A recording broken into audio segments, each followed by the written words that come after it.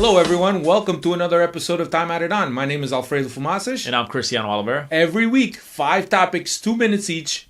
All the topics that are hot in Benfica land. Let's start with the first one. Jardel and Fejsa, 2 players that were staples in Rui Vitória's lineups, found themselves on the bench because of injury and now struggling.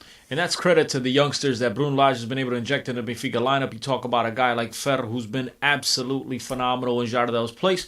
Then you bring in another kid who wasn't really expected to get that much playing time. Obviously, Gabriel was inserted into the starting lineup. He picked up a knee injury against Sporting in the Taça de Portugal matchup. And now Florentino's been thrown to the wolves, and he's been absolutely spectacular. No fault to Jardel, no fault to Fejsa, who are spectacular players in their own right, but these 2 youngsters have brought Benfica a whole nother dimension. Yeah, and Jardel and Fejsa, who are players that after recuperating from injury have been inserted and been given some burn time by Bruno Lage, have been connected to 2 Benfica disappointments. One against Eintracht in Germany and the other one against Sporting at the Alvalade.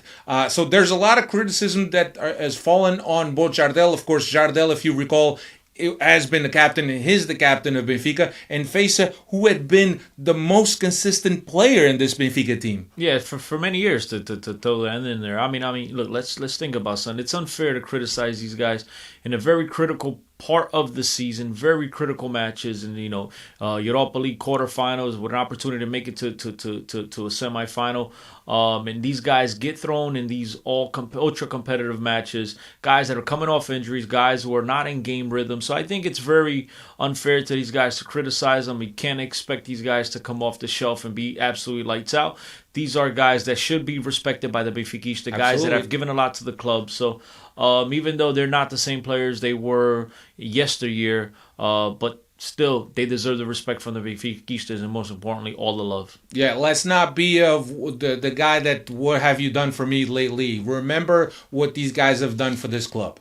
Yeah, absolutely. Moving on, talking about players, moving on to the next player. A player that's been on a very high note this so far this season, and that's Pizzi. A guy with 12 goals, 18 assists, been involved in 30 of Benfica's 91 goals for a 33% percentile. I think he's had a phenomenal season. Talk to us about Pizzi, Alfredo. Well, and this was something that I would mention on Benfica podcast. Pizzi, who in previous season we had seen a usage of Pizzi, of maybe a misusage of Pizzi, that he got to this point of the season and he looked like completely burned out of gas.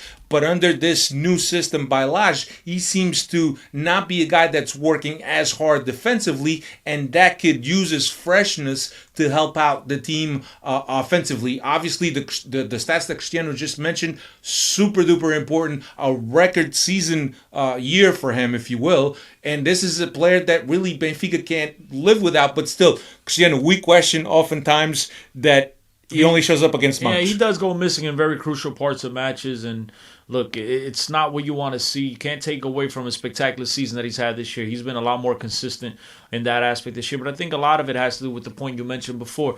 His defensive responsibilities are not the same that we've seen in years past, where Benfica was playing in a 4-4-2 with a defensive center mid, him as an 8, a guy that had to do the box-to-box, a lot of the dirty work. And this year he has not had to do that. A lot of it has to do with the phenomenal performances of Gabriel's, the Samaris who's been injected here in the second half on the Bruno Lage has been absolutely lights out. He's done a lot of that dirty work. Florentino Dow doing a lot of that dirty work, which gives the Pizzis of the world a lot more freedom to go forward and just be themselves and rest.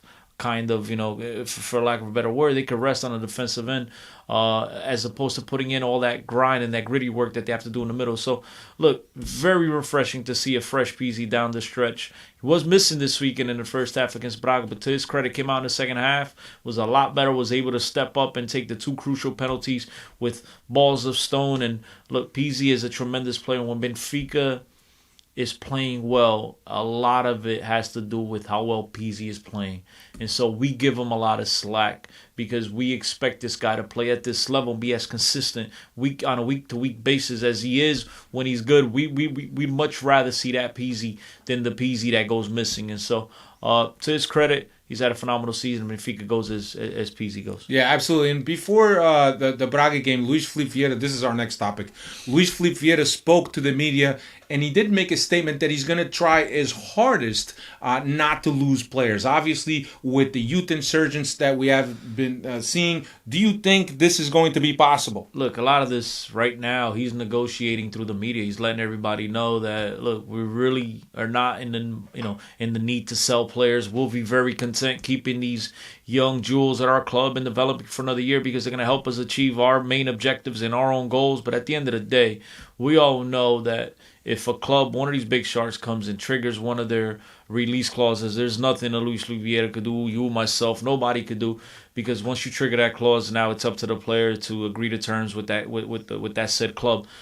It would be an absolute thrill. It would be magnificent as a Benfica to have these youngsters come back for another year and see Benfica pose a serious threat in a European competition. Want to see Benfica challenge themselves to be better and to actually want more than just a domestic competition. It'd be a phenomenal feeling, but I just don't see that as a feasible option right now. I hope that I'm wrong, and I hope Luis Vieira sticks by his words here. Yeah, and absolutely. We've had the example of Ajax, for example, that going that deep into the UEFA Champions League. But yes, as you mentioned, he's going to try his hardest. But if it's somebody that, like you said, comes in with 120 million, which is the clause for João Felix, sayonara. Honestly, true. It's not even say you can't. There's nothing Luis Vieira could do at that point because that clause gets triggered. Yeah, and the biggest thing here is right. You set up these clauses, and some of them are absolutely astronomical for very young players. But Luis Vieira has also been known as the one guy that says yes, yes, yes, and then in the end he breaks down and lets go. So as Cristiano mentioned,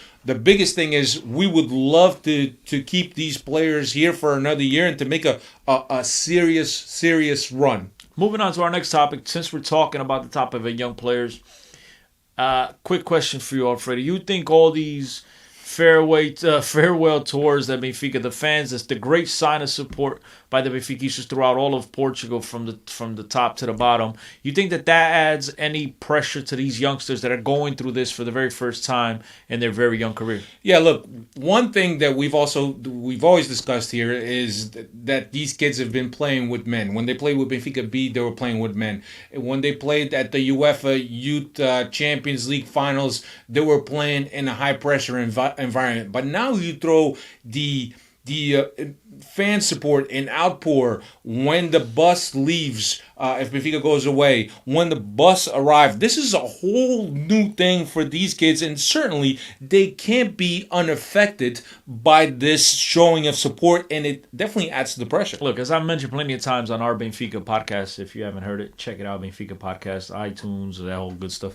But as I mentioned on that podcast plenty of times, I have the fortune of speaking to some people at Benfica, and so when I expressed my surprise to them at how well some of these youngsters are performing at this level, their response to me was that they weren't surprised at all. This is what these kids have been bred to do and been trained to do from a very young age, and that pressure to them is part of a daily chore, as you know, it just something that comes with being a Benfica player. Now, that being said, I'm pretty sure a lot of this is still very new for these players that are now getting on the bus, and they're just noticing the thousands and thousands of Benfica fans up and down Portugal, on the highways, on bridges, at the rotundas, at everywhere they go. I'm pretty sure these guys are being reminded of what it is, the challenge that faces them here with a couple of games to go in the Campeonato. And I think that even that gets to these players. And you saw this week in the first half against Braga that some of that pressure may have gotten to the players. They weren't exactly playing to the level that we've accustomed to seeing them.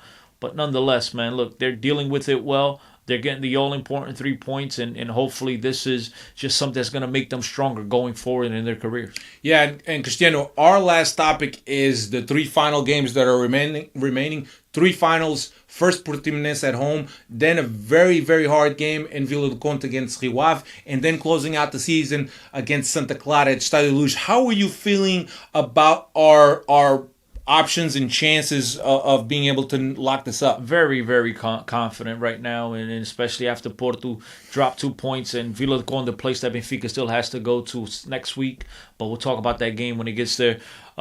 the one thing that I'm ultimately also more confident in this season, and obviously of conquering the main objective, which was the Reconquista, winning the Liga North title back from the hands of Futebol Clube do Porto, it is that Benfica, out of those 3 final games, 2 of them at the Estádio da Luz, and we see that Benfica at the Estádio da Luz, they're a totally different monster. If they're ever going to drop points, it's going to be on the road. So that one game in Vila do Conde will be very important, but I think Benfica has enough experience on this roster. I think Bruno Lage is a guy that keeps everybody very grounded, and I think that they will reach their objectives. And I'll tell you, I'd much rather be in this position than be in the dog chasing. Absolutely, and definitely 2 games out of the 3 at home is definitely something that plays into our favor, especially being one at Portimonense, regardless of them being Porto B, as a lot of people like to refer back to them, and also Santa Clara, who is a team that has historical ties to Benfica, if you will, right?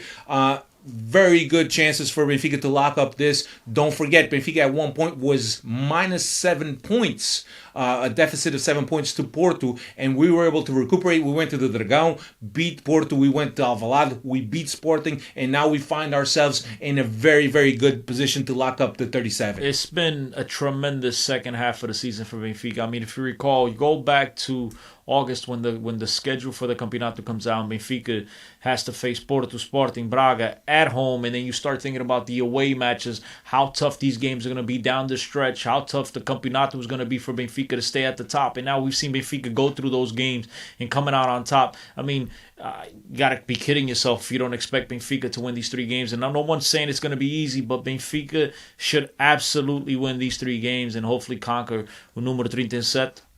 And moving on to bigger and better things next season. Yeah, that's right. That's all we got for you this week. Don't forget to check us out at BenficaIndependente.com. Also on Facebook, Benfica Independente. You can check us out on Twitter. If you don't know our Twitter handles, you should know it by now. Benfica Podcast is where you can find our regular work. At SLB Independente is where Benfica Independente's Twitter is at. So thank you very much for checking us out. My name is Alfredo Fumacic. I'm Cristiano Oliveira. And we'll see you again next week. See you.